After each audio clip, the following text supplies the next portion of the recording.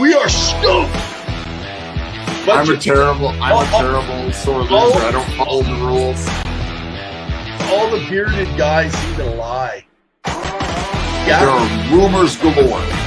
I am so up and down on my emotions right now. Retain salad. Okay. Where there is smoke, there is always fire, etc., etc., etc. You don't do it. Been there, done that. And we'll get into it later. They know crap about hockey. Come on. Well, I laugh it off. I have no issue. Here's the thing, though. I have nothing to do. I'm okay with this deal. There was no other option. So now you have nothing. We already blew it. Win now, win now. It paid off. I will eat my pants. Hey guys, it's Two Guys in Hockey Talk. I'm Pavel the Cat Sigmund, and I've got my beautiful beardless co-host. Hey, it's Evan Reynolds at your service again tonight with another Two Guys. Which episode are we on tonight, man? We are on episode 24, season 3. If you're checking us out just for the first time, make sure to go back and check out our previous episodes. Evan, it's a jam-packed show for us tonight. Hey, it's gonna be a ring a ding dang dongy. If you guys are hearing things in the background, it's just because of all the noise and chaos of free agent frenzy. I mean, essentially the trade deadline that's happening. But before we begin, grab your beverage. You betcha, man. Here we go. Cheers. We hope you're doing well at home. And we've got a jam-packed show. We've got a lot going on. What's been going on with you, Evan? How are you doing? Well, I'm doing good. I'm just wrapping up work a little bit later here. I'm at the beautiful new palatial studios of Two Guys in Hockey Talk. I'm trying to put together. I will say, by next week, I may not be able to afford this unless we get some new sponsors. I'm scrounging up all the pennies and dimes that I can find in between my couch love seat. All right. Hey, I just want to mention to everyone, we've been talking about the prospect stuff. I know we kind of were talking around this time, so we don't want to be talking too much about the prospects. I wanted to get past the trade deadline and all the stuff going on. We've been building up for this for weeks. You can never be too early for trade deadline. Everyone just loves a rumor. So we're still a couple weeks away from some of that kind of stuff we'll be bringing, but we will give you a week's notice in advance when we start hitting on prospects. So all you guys that don't give a crap, then just don't watch that week. Yeah. So there are some big news out of hockey, which we'll get to and try to kind of talk about every little thing that's been happening. I know there's been some rumors flying around, some potential trades with some movements, some signings.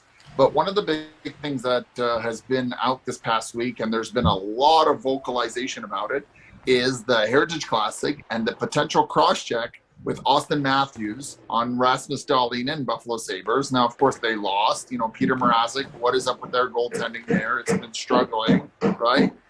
Yep. Toronto keeps pounding away, and they just can't find the answers. Exactly. As what's been happening. But, he got 2 suspensions for the cross-check to the neck. Was it warranted? Did it deserve? What are your thoughts, Ed? Okay, so it was interesting because you know how the first thing they do on social media is everyone shows by Matthews. It doesn't show what Dahlin was doing to him ahead of time. Now, it's 100%. Easy for, I hate this whole thing in fast, when it's in real time, it's like psychological time versus real time. We see everything in a slow replay and fans get all over the place. At first I looked and go, whoa, I've never seen Matthews that mad.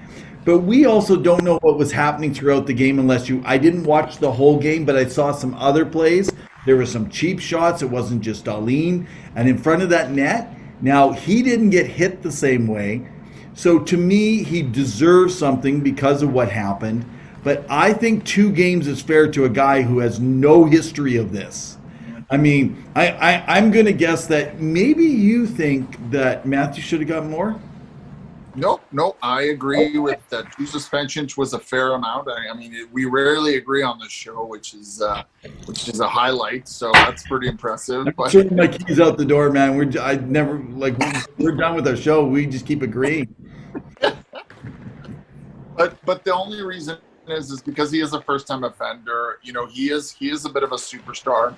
the problem is that, say what you want about previous calls, whether they were missed or not, the game is very fast, and we've talked about reffing and some of the things that have happened in the past, but you can't cross-check a guy in the net regardless of what had happened before, and I think that's something you want to get out of the game. And he could have injured, Darlene. I mean, good for Darlene for sticking up to, Matthews. And I know Matthews has been pushed around a little bit, and pounding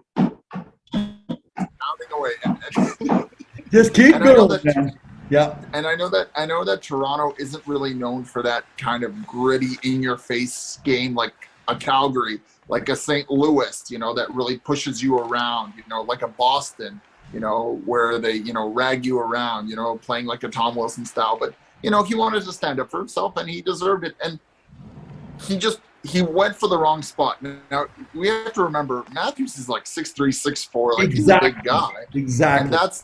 And that there is a height difference because, Zdeno Chara did, cross-check, who was it, Max Pacioretty years ago, Montreal versus Boston, that rivalry. And there wasn't really much done after that, even though that injured Pacioretty for quite a while. But, I think it's fair. I think people, need to stop comparing it to what happened with Corey Perry and John Tavares last year, with some of the other calls with Ben Sherratt, who's in the news for trade rumors. What he did to Wayne Simmons. I know there's a lot of calls that are missed. Again, the game is fast. There's a lot going on. There's a battle in front of the net. Matthews was in the crease for Anderson, So, you want to get out of the crease, if it was Mike Smith in net, he'd probably throw a few gloves himself. So let's look at this, though. I think that this is so timely. Like, what's 2 games to Matthew? I mean, yeah, it can kind of affect maybe, the fact he's going to get a few less goals, 2, 3 less goals maybe because he's not playing these games. But let's think about what can happen when now you know that Matthews will not put up with this kind of crap on the ice with these guys. I mean, I know we're sitting there and we're calling him out, but people are looking at Darlene. It's just he was like this and like this and like this, down low, and they're hitting their backs. You keep hitting a person like that and keep pounding and pounding. I'm just laughing. Exactly. But let's face it. What you need to do is make space. And if we go back to the days when people forget about Mark Messier. Messier would take his stick and he'd stick you. He'd take his elbows and he'd elbow you. And this is a guy who's considered one of the best leaders. He's a guy who's set records around the world, one of the best NHL players to ever play, within top 25 or top, say, whatever in your minds. But I actually think this will help come playoff time. You don't mess with I was going to say Mark Messier. You don't mess with Austin Matthews unless you want to stick to the net because he's prepared to pay the price. Very true. Very true. I think good for him. I sometimes think that some of these superstars, they keep getting pounded on. They don't get protected. And I think defensemen get away with that. And I'm going to go back really quick and just here's my little rant for today. Last year in the playoffs, we kept seeing bang, bang, constantly. Stuff that's called should have been cross-checking constantly in the playoffs. They never called this kind of stuff. And now we're complaining about something like this when players are constantly doing it and getting away with it. And if they get away with it, it's time that somebody stands up for themselves because they're tired of getting hurt. You just don't see it. That's all. Yeah, and you have to really kind of look at the duration, the frequency, and the timing or the intensity even of the cross check. Like, is it happening very intensively? Is it against a vulnerable place on the body, or is it just against the back where you're just trying to move a guy against the boards because the puck is kind of stuck there and you're trying to get it out of your zone, right? So it definitely is questionable. We've talked about, earlier on this season how the cross-checking rule was brought in to be more implemented this year. They tried it in the preseason, and we talked about how you were wrong, which is a beautiful thing, and I was right, and how they didn't enforce it because they don't care. But if you want to grow the sport like the NBA, you got to protect your stars. And Austin Matthews is in one of the best markets out there, and he is promoting the game. He has his own brand. He has his own style, and he is turning into the face of the franchise, just like McDavid amongst one of the others. And he is flashy. He is American. We've talked about that dynamic of being a Canadian versus American in the league and how he shows off. He's got friends with celebrities, right?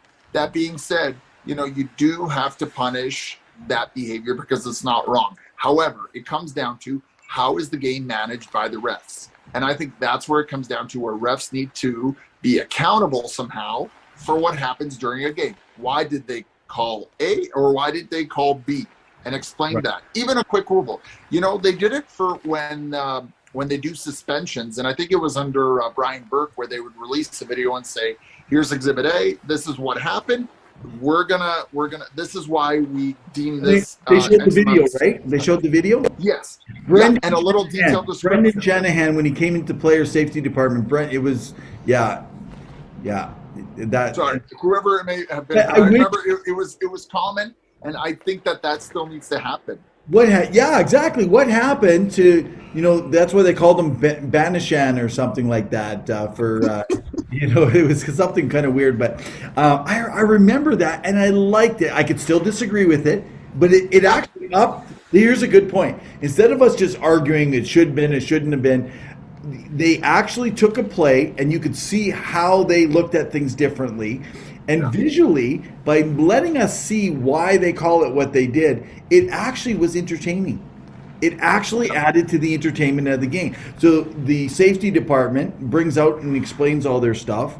I think it was done because they felt they were educating a lot of people outside of hockey markets, regular traditional hockey market. But I loved it, and I think that it should come back, because I want to see how they rate and give punishments for even stuff like goaltenders.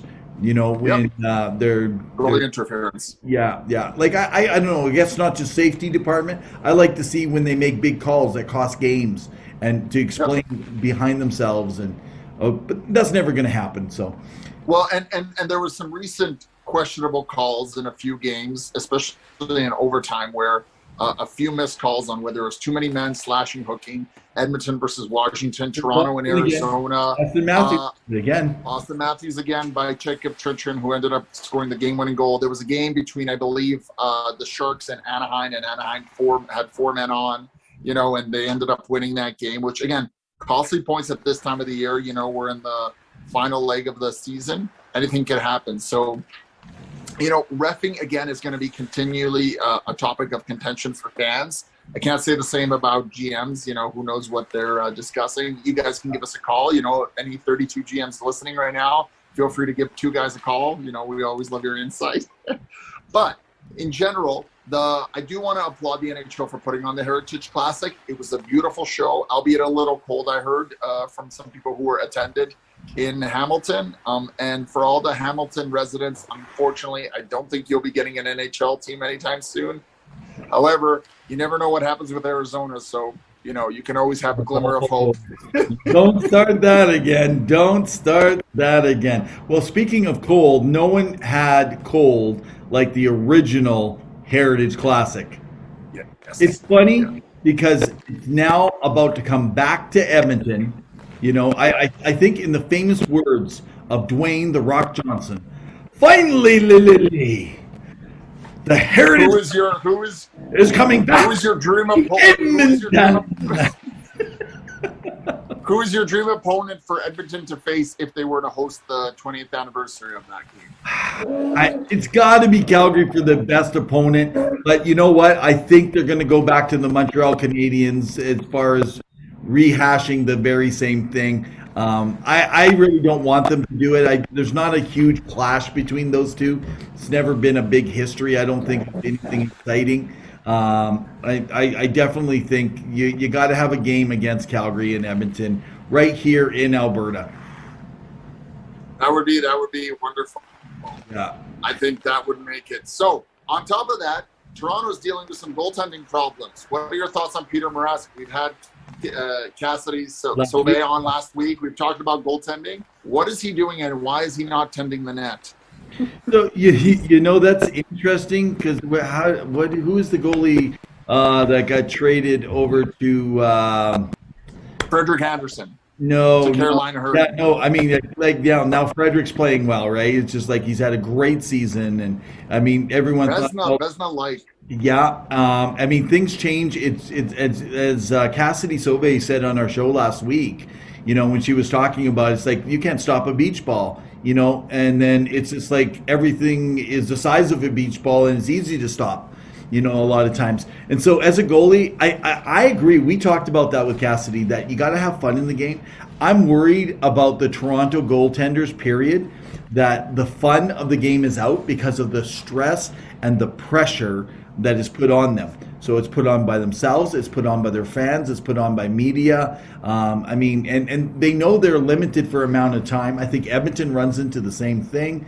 And so they just stop having fun. Edmonton's massive losing streak, which was totally not predicted in any way of any sort, Up and down. had a lot to do. There's issues, but a lot of it had to do, I think, with just gripping your sticks tight. You can see that with players when they go through a bad year. And goaltenders, I think, are the same. And somehow they got to get out of their own mind. To play out of your mind, you got to get out of your mind. Get it? Okay. Fair enough. No, I think you're the one. You're the expert on goaltending, not me here. So I'll give you that bone. Yeah. But I will say that I actually think that you know, if you're a Maple Leaf fan, just give it a little time. I think they'll work their way through it. They're in a good spot. They have right now is the time to go through these problems in these next 10 games. If they can give them up to 10 more games, and then if they can start building themselves back into the place they need to be for the playoffs, you know, so I think we'll be in a good spot. So, hey, speaking of that, so there's been a bunch of stuff that's just coming down in the last couple days here with trades. I was thinking about Toronto. Are they going to go out and grab a Foligno this year, or what's happening? So what do we know that's happened? So far, well, Thomas Hertl out of San Jose has signed an 8x8, a little bit more with first 3 years of full movement clause deal, and then later on a partial movement clause where, you know, he would dictate where he wants to go. So good for them. I know that there's been some rumblings about Hertl potentially being moved just because of what it is. And I know we're probably going to go through all the teams in the coming weeks here, just kind of going through. San Jose needs that, don't they? San Jose needed to hold on to him for their fans. Because he's a valuable asset to their team. That being said, they have quite a few big contracts on that team, whether it's Carlson, Couture, Brett Burns, you know, that there's some questionable things as to what is it that San Jose's doing. You know, they started the season strong and then they've kind of fallen off. Their goaltending also is kind of mixed. You know, they've had a few injuries and, you know, they're kind of falling where they're kind of in a retool, I would say. But, you know, any San Jose fans, please let us know what your thoughts are, what you'd like to see. It's sounding like Ben Sherratt is heading over to the Florida Panthers. I've got behind me. And it looks like they traded him for a first-round pick in 2023 and a fourth-round pick in 2022, plus the prospect Ty, and I apologize if I mispronounced this, Ty Smilanek. So interesting. You know, this has been talked about by a lot of the insiders, different people. When you trade early, you get a player early, you pay a premium. I am shocked that Sherratt gets a first. I don't think that that's going to make a difference in the play. I think it's an overpay. Like, I like Sherratt. He's a good player, but he's an average player. He's a depth player, and a first round. I mean, they're pushing. They're pushing to make a push on this. But if you wait right up to that deadline, you wait to the end of this weekend, where you're going to not pay the same price. So they're early because they want the player. That's true, but as Bill Zito, as the GM there, he's risking it all. You know, Florida's on a hot season this year. You know, they're really pushing. They've had incredible depth up front. You know, they can really score. Their defense is solid. Probably not one of the best, but solid enough to make a few rounds. Now, granted, this team hasn't beaten first round in quite a few years, so you know that's going to be a big uphill battle, especially since they have to go up against either Toronto, which I know have their own woes but can still score. You have Tampa Bay, so the Battle of Florida should be exciting if they face each other again. And then, of course, you've got Boston, who's creeping up in the standings, and they've really turned it on because of what Brad Marchand, Bergeron, and Pasternak have been able to do, right? And they have some depth there. So it'll be interesting to see what happens in that division, as well as, Washington can, surprise some people. Carolina's on fire. What will they do? And I think they're just going all in, and Bill Zito believes in his team, and I think they consider themselves a cup contender, and we'll see how it goes. Now, I question the goaltender and whether Bobrovsky can really win a round or two, but we'll see. We're still around, I guess. Spencer Knight is unproven. Yeah. Well, and I have no real concerns about their goaltending situation. Actually, my concerns are about their defense still. I get why they went after Sherrod. I just don't think they have a solid enough defense to go around. I mean, teams are coming in and getting a lot of shots on net. They're giving room into the defensive zone. They're giving up that time because they got great forwards that spend a lot of time in the offensive zone. They're getting good possession. I just when they have a lot of gap space. I've noticed in a couple games that I've watched in the last couple weeks here that surprised me. And I'm worried when you give up first rounds right now. But I get it, man. You got to make a move. It's just that they're dealing with Carolina and Tampa, especially. Those top three teams are kind of and Colorado, right? So those are kind of your four teams that. Well, they wouldn't have to face Colorado. No, I'm not talking about facing. I'm talking about to win it this year. Oh yes, yeah. So. Yeah. Now the other big trade that has just come down the pipes just a little bit earlier is that Seattle traded with Calgary, and Calle Yarncroke is heading over to Calgary with 50% of salary retained by Seattle, but they're sending over a 2022 second round pick, which they got from Florida a while back, 2023 third round pick, and 2024 seventh round pick. So, Calgary is doing a great job fleecing a little bit of Seattle. And what I'm hearing about from sources inside some of the clubs and some of the people, as if I know everything, is that there's not as much emphasis and value on this upcoming draft as there is next year. So I think teams are more willing to part ways with their first round pick this year just because of everything that's happening in the world. Potentially Russian players dropping down to the second, third, if not fourth or fifth, round. And of course, with the uncertainty of what's been going on in the world, not only with COVID, having players, there's just not as much faith in this upcoming draft. So Evan, you're going to lead us through this in the coming episodes and in a future episode, but it looks like Calgary is also building up, and apart from Colorado and maybe St. Louis, I don't really know who can challenge in the West besides Calgary.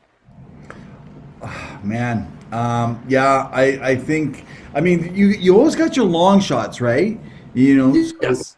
I mean, you got your Minnesota Wild. You got your, potentially. Yeah. You got St. Dallas Louis is still fighting. St. Louis is my kind of my wild horse or wild card because they're pretty solid. My question for St. Louis is where's the scoring going to come from? They need a scorer. They need and I know Tarasenko's had a solid year, and Jordan Kyrou has been a phenomenal addition. So I will say it's the dark horse, and it's been said many times, and I'm not saying it because I live in the city of Edmonton.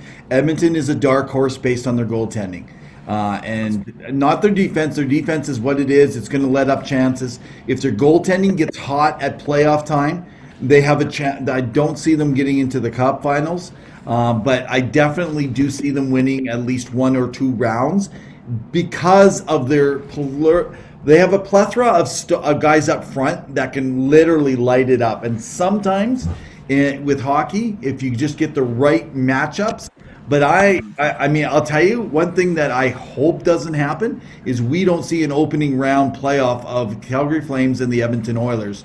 That is not worthy of a first round. That's a second round, because that would be so sad to have to witness, two teams just giving it all and seeing an actual battle of Alberta right away. That would be the best thing I ever watch on TV, I think. In first round?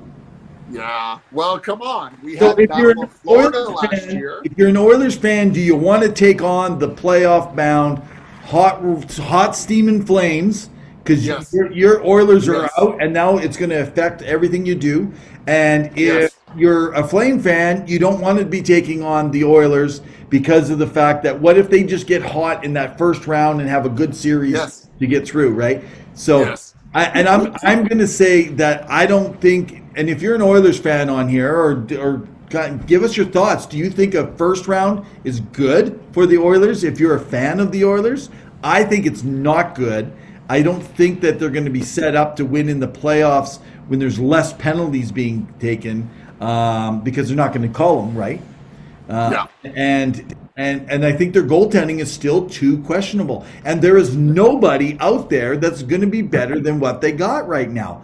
That's the problem without paying something.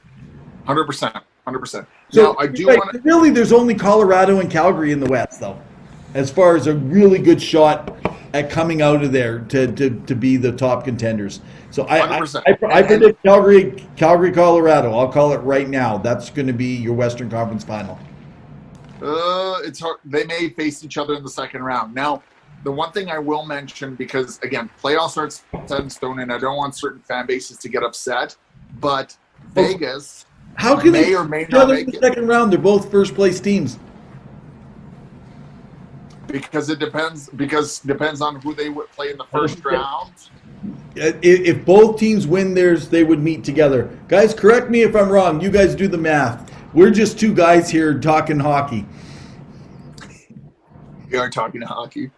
Now, I do want to mention that first, Vegas, they still may make the playoffs, but they have been on a bit of a spiral downfall, and I don't know what's happening. Is this the Jack Eichel effect or whatnot? We just saw Buffalo beat Toronto in the Heritage Classes, and they're going to face off Edmonton, and they've been rolling along, and I think, Alex Tuck has been a phenomenal addition to that team. But Eichel, he made some comments that we can discuss later on.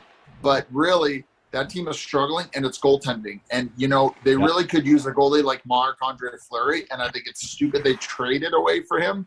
I get why. And I know that Chicago's now asking for a first-round pick, even though he was traded for a seventh-round pick.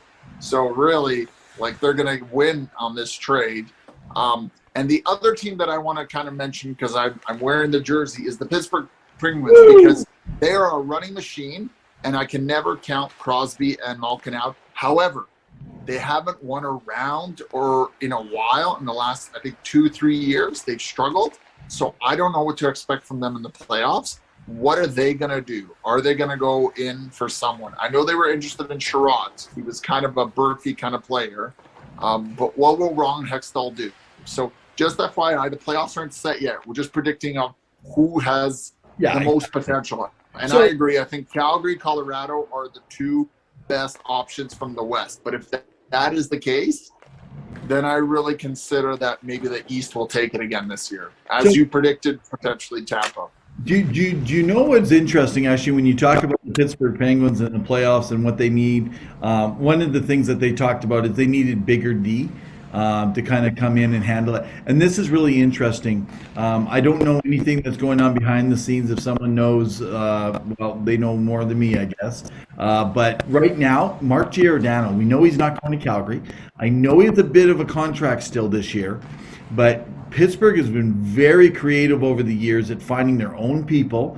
But if they could find a way and maybe make a side deal where it could be signing them for another year or two, Pittsburgh does stuff like that, and they've done it over the years. A guy like Mark Giordano and his experience and what he could bring to that that defense on that team, could be so invaluable for them. I haven't heard any rumors, so I just want to state that out right now. It just makes sense if there's a way to move salary. And remember, you're dealing with Seattle, which means they can absorb only half, though, in this case. They can't take, so it would maybe have to be a third team or a move. But, man, Pittsburgh's the one team that can trade away people, and they're probably one of the best at developing star players or good role players in the entire league. Yeah. Now, again, what is their goaltending going to be like? Because Tristan Jarry wasn't good enough last year, and Casey DeSmith is your He's typical good this backup. year. He's good this year. That's why they're where they are. Agreed. Yeah. But there's also been some rumblings of the former GM there, Jim Rutherford, who's now out in as an advisor in Vancouver, that they've been interested in John Marino out in Pittsburgh. So would there be a possible trade? No, I can't see it, man. They love John Marino down over there in Pittsburgh. I mean, they would. I think they'd have to be out of their mind to make that trade, unless I guess, what if they can get something for a good playoff run, because they are trying to win with those guys. Yeah, 100%. I guess if they feel like it's going to make a difference. So hypothetically, we're here right now. Let's be an armchair. This is just armchair GM. This is not just us coming up with something. And if we're right, well, then you guys need to hire us out there, all you NHL team. So I could use a new job. Who could, if they want John Marino and they really want to sweeten the pot to get him over there, who could go over to Pittsburgh?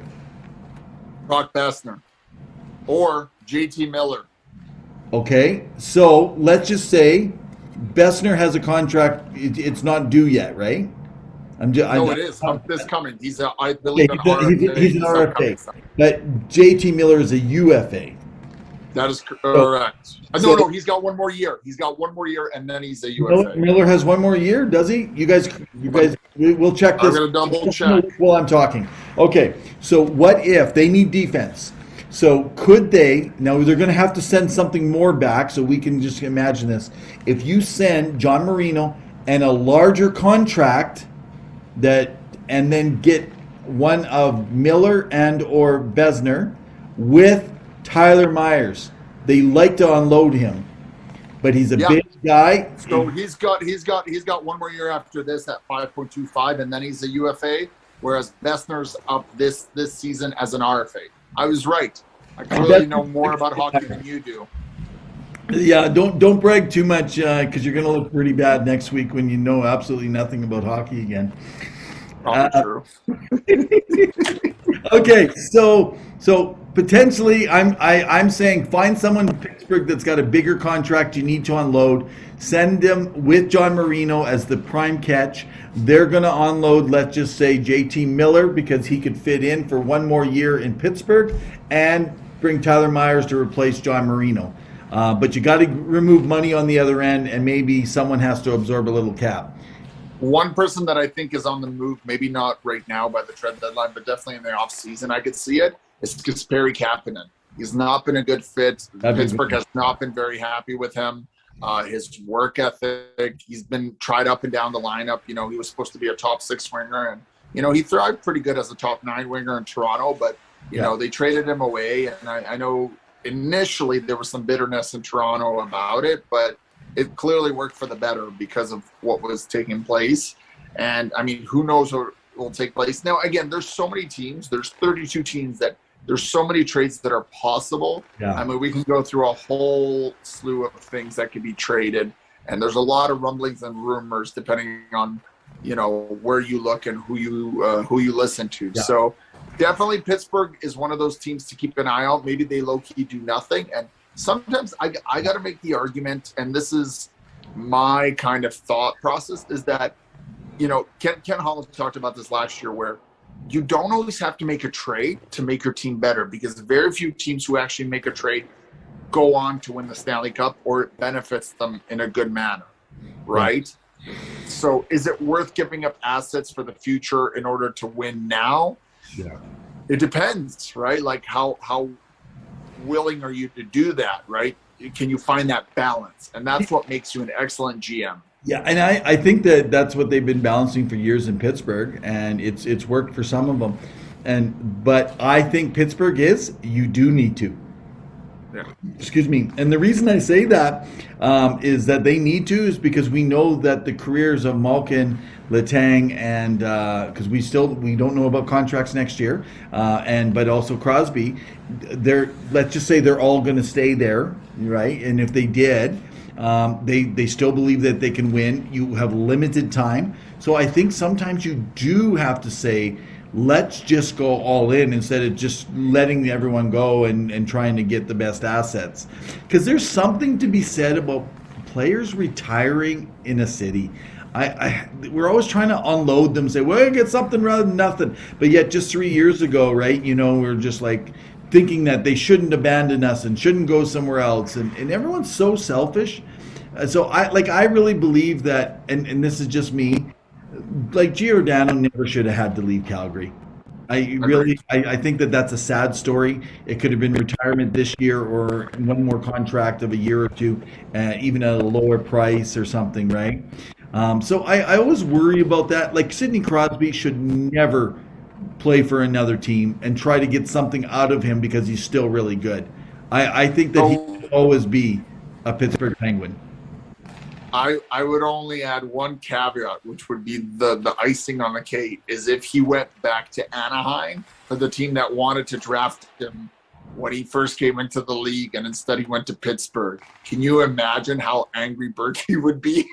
Oh, you're talking because of the draft lottery that year. Yeah, because they thought they're going to get Crosby. And, imagine if, Crosby did play in Anaheim for all those years, what would have happened. But really, think about it. If you went back there for just one season, oh, man. I just want to mention before we go into a couple other little things here too is, I'm going to mention it again for the Oiler fans when they're talking about what they're going to do. I know there's a lot of rumors around Kubalik from Chicago.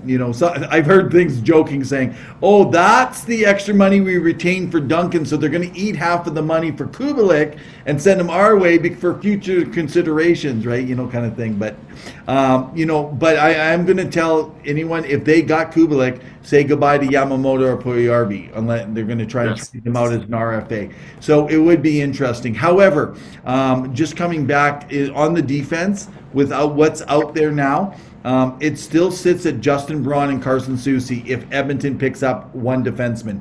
But don't expect nothing else. The only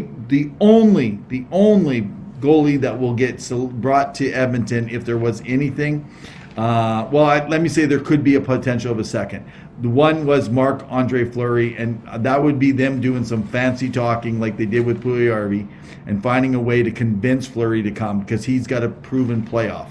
And then the second goalie would be if Dallas says, you know what, we're just going to not worry about this year, and they can maybe pick up Braden Holtby for the rest of the year. That would be the possibility. So I don't think it's going to happen either, but that's the only other thing. Otherwise, Edmonton's better to stick with what they got. I think that they can still go for Vinay Husso out in St. Louis. I believe that's his name. Just because he's a UFA at the end of the year, and they've signed Bennington to a longer term, and that's supposed to be their goalie. And would you not want to, we talked about this earlier, but he's not retiring. He's just in this entry-level deal. Would you not want to get assets for someone who may just walk in the summer?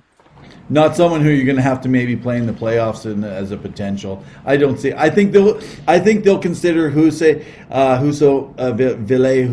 as a rental, because what you're going to get for him, how much would it cost to go get that kind of backup goalie that can actually win for you in the playoffs if Binnington goes down? So I think it'll be the other one you didn't mention, and there's some big questions, is in Ottawa, and whether it's Anton Forsberg or Gustafsson plus Matt Murray. I mean, I know Matt Murray now is out, and he had a better season than he had last year. He signed that big contract for 4 years, but really, who's your starter in Ottawa? Because one of those goalies is definitely going to be could potentially be a starter somewhere else, right? So there's definitely, there's a lot of movement. Now, the other thing I did want to mention also is that Klingberg is probably off the market just because of Heiskanen getting mono and being out. So you can't lose another top-end defenseman and not compete for a playoff spot like Dallas is doing. Okay, so I'm going to come back. You and I are back and forth, and we don't agree on this Dallas thing. Dallas is going nowhere even if they make the playoffs. They're right on that edge, on that end of the playoff. They're going to be a number 7 or 8 team at best if they can compete for what they got. I think that Klingberg is still all about negotiations. And if they know they don't have much chance, then they're going to have to pay too high a price. They're not worried about this year. They're not a team they're not a contender. So why would you worry if you can get something really good? But I will say, if Klingberg goes, this is a first round draft pick and a really good prospect. But he's up this year, so it doesn't matter. So he walks at the end of the year. No, he walks at the end of the year. Exactly. So why keep him? You want to trade him. You want to get something. That's what I'm saying. But everyone's saying they're going to hang on to Klingberg because with Heiskanen down, so they can make their playoff run. It doesn't make sense. You're going nowhere in the playoffs. So I think let's just use some logic.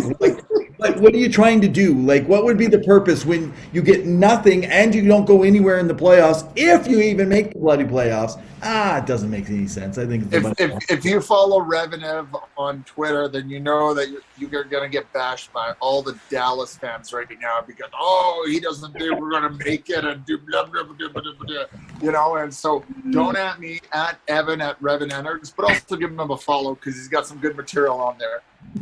I'm sorry, but Dallas, whether they go or not, they could be a dark horse as well because of the fact that they just went to the Stanley Cup final 2 years ago. They re-signed Joe Pavelski for one more year, who's been phenomenal. Jason Robertson has been an outstanding player for them as a young player. He's been doing really well, and playing a little bit better than his brother Nick out in Toronto. Granted, he hasn't had the same opportunity.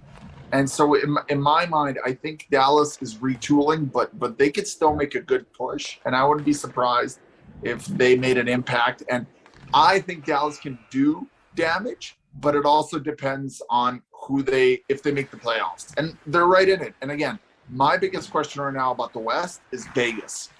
What will Vegas do? Because you've got Edmonton, Vancouver, Dallas, Nashville, all around that same area. And they're all clawing away at being able to be in the playoffs. So I would say don't listen to Pavel the Cat when it comes to Dallas. He thought Joe Pavelski will where is he going to sign next year? I said he was staying. I knew, so he knows absolutely nothing about the Dallas stuff.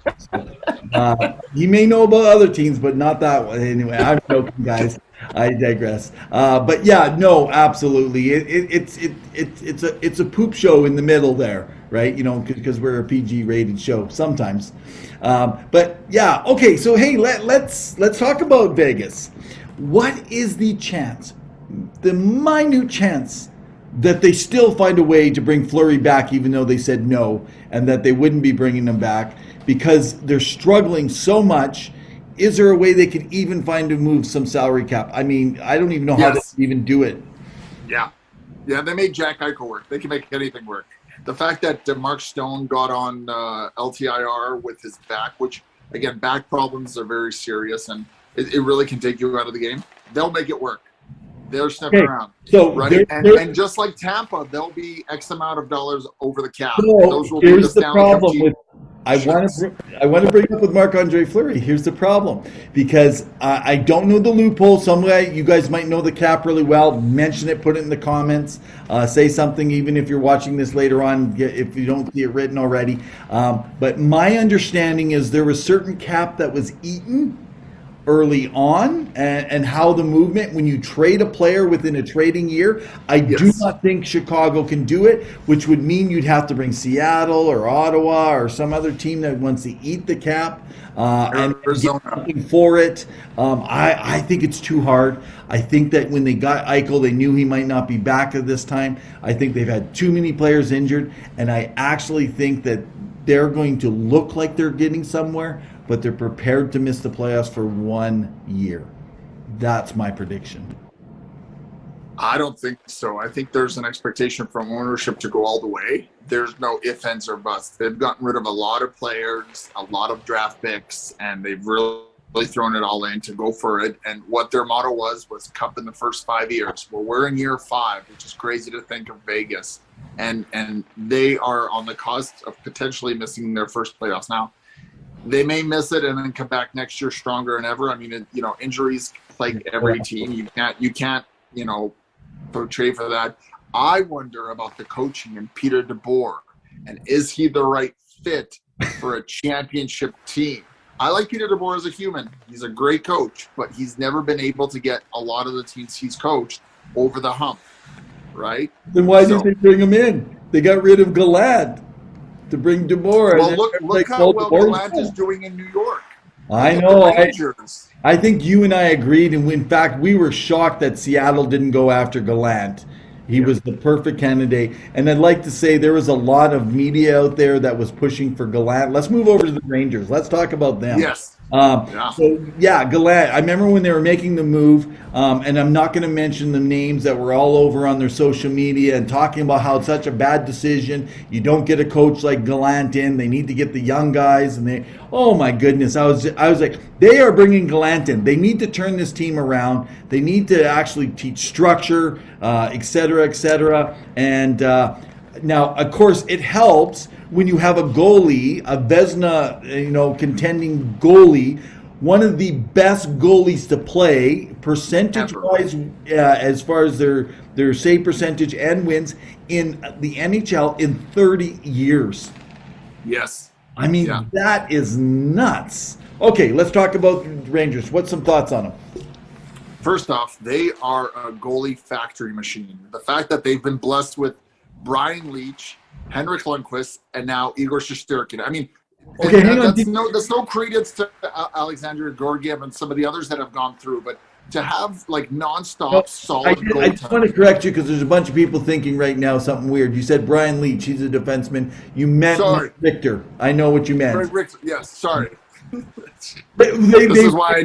This is why I admit I know nothing about hockey, right? Yeah, they played at the same time. They played at the same time. That makes sense. So, okay, anyway, keep going. So they know how to produce goaltender. Now, one of the biggest things we've talked about previously with other teams is that they've had a lot of first-round draft picks, right? And they may not have come to fruition completely, but they've been able to better themselves this year and grow into that role. They may not be the studs that you expect, like the Connor McDavids, the Austin Matthews, the McKinnons. But, Alex Raffiniere, he's one of the best 5-on-5 producers for that team right now. So he is a solid player.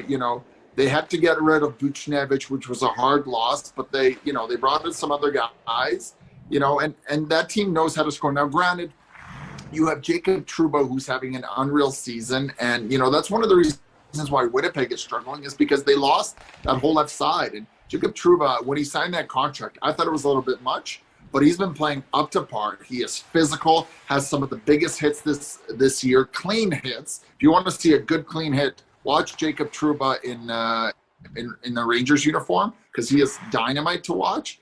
And you have some solid centers. You have Panarin, as some people like to say, and he's an elite winger, albeit he's not doing as well as he did last year where he was in the conversation for Hart. You have Zibanejad, who is an elite center. You have Ryan Strome, who's been able to play solid, and you have Ryan Reeves, whose dad has been on the show, great player, physical presence, knows how to move bodies. He pounds his way through the ice. But I like the Rangers in terms of what they are. Their goaltending has definitely gotten them a few extra wins, which goes to show you it's the same thing whether it's Toronto or Edmonton or Vancouver, where a goaltender can steal you a win or two and you should buy him dinner because of how well he plays. But I like the Rangers. I don't think they're a cup contender, but I think in 2 to 3 years, they're going to be very difficult to get by. Yeah, absolutely, right? I mean, 100%. The Rangers are one of those teams that are definitely up and coming. It's going to be interesting on how they're going to manage some stuff in the cap space. I will say everything I'm hearing about Lafreniere is that like 5-on-5, he is phenomenal. And he's worked so hard on his defensive game is what we hear. And he hasn't got a lot of chances. But Gerard Gallant does not give you opportunities unless you earn them. And I'm a little worried for a first-round pick and I even rated him high. I am shocked. I feel like it's the system. I think he would do much better elsewhere. But they believe he's going to come around. So what I would say is we need to see a player that's close to a point per game at least next year. Otherwise, I'd be quite concerned about this player this far in. And I will say this is what I believe COVID did to a lot of development of some of these young guys. I'm even about this year is draft pick Shane Wright, so who's projected to go first overall. The development that he missed out on the other year, it looked really good in the Ivan Halinka when he was playing with a whole bunch of the other guys, but getting back, he was okay, but it just like when you miss that much time, and he played limited over in Europe when he did get a chance to get some games in. So I think that that's part of the thing that's kind of happened with these guys. I'm worried that Capo Caco is kind of the Jesse Puljujarvi situation. He almost needed another year or two of just developing. But interesting. It is so interesting. Finnish players, I was doing a search. I don't have all the stats to give you guys, but going through approximately 100 different players that I did this in the last year here. I went through about 100 different players and just browsing through it, not putting all my stats down. It really looks like Finnish people are the ones for hockey to develop usually around 21 to 23. That's when they really come into their own very differently. And it doesn't matter what path they took, whether they stayed in Finland or came over. So 100%. And I think the best example you can have, and even coaching style, is the Carolina Hurricanes, who have a lot of Swedes on their team. Timo Teravainen, Kakaniemi, I believe it is. Jesper Kakaniemi, right? Like a lot of, Sebastian Aho, and some of these players, and you see how elite they can be. But it took a while, and whatever Rob Brind'Amour's doing with his system, it's making them work, because those players are very underrated in terms of how they produce. Granted, they have an elite blue line as well, but those forwards, they put up those numbers. And when we were creating the potential Team Finland Olympics roster, a lot of their players came from Carolina. So it goes to show you that Carolina knows how to develop Finnish players, and it's interesting to see what takes place. But yeah, with the Rangers, I don't know if Capo goes out this year, and I wonder if Strome will stay. You guys can let us know if you think he'll sign a big contract, because yes, the Rangers need to do some asset management, right? Especially since they got a new GM. So it sounded like you said acid management, which means hopefully they don't have to do that kind of management. So, hey, I just want to mention we're coming up. We're going to wrap up. I'll let Pavel give some final thought here. I want to give my final thought just on for you guys on prospects. So let's step out of the NHL for just a moment.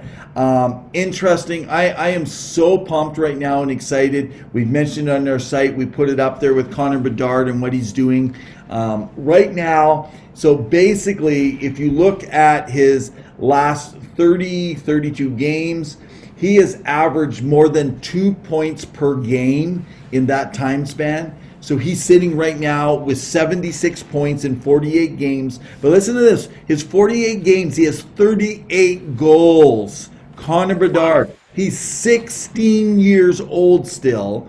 He is projected to finish. He doesn't have a lot of time left. He's only got like 14 more games. Right now, they're projecting him and that's in his early season slump, which wasn't really a slump, to have 98 points in only 62 games with 49 goals. This guy is, I am excited. I really hope, I'm going to be honest with you, I hope Matvei Mishkov gets himself out of Russia some way, somehow, so he can come play next season somewhere over in North America, whether in the USHL or in the CHL. Because if he gets over here, he has a shot to be drafted high. If not, I could see Mishkov going as low as between 5 and 10 overall, because they're worried about the Russian factor with what's happening. I think that's more of a media speculation. What they're saying from inside, Darren Dreger was reporting, was that teams are still very happy to sign players and draft them and see how they go, because I think it's just a matter of publicity, because it's a business at the end of the day. But that makes no sense, because we all know that right now teams have been very forward, and they've talked about, because they're always worried about players coming over that are playing in Russian leagues right now, and that was when things were going well. So that I don't feel like that's an accurate statement to make. If that's what I haven't heard him say that, but if he thinks it's not going to make a difference, it's going to make more of a difference than it's already made. They may take it, but if you're a team that needs someone and you think you got to wait 3 years, he's going to drop one or two he's just going to drop. I'm telling you. We'll talk more about prospects. So, okay, final thoughts. We're well into overtime again.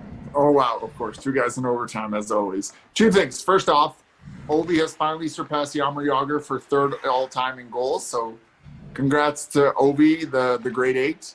Probably, I think he's 33, 34 goals left to reach or if surpass Gordie Howe, who's at 801. Wow. So probably meet it by next season. So keep an eye out, because the fact that he scored from that same point just goes to show you that defense hasn't really changed in how many years? 15 years. And really, like, apart from Matthews and Draisaitl, who can really challenge for that many goals in a season, right? It's going to be very hard to do. So for that, and as well as to the rookie goaltender out in Toronto now, I'm going to butcher his name, Eric Skalgreen. Skalgreen?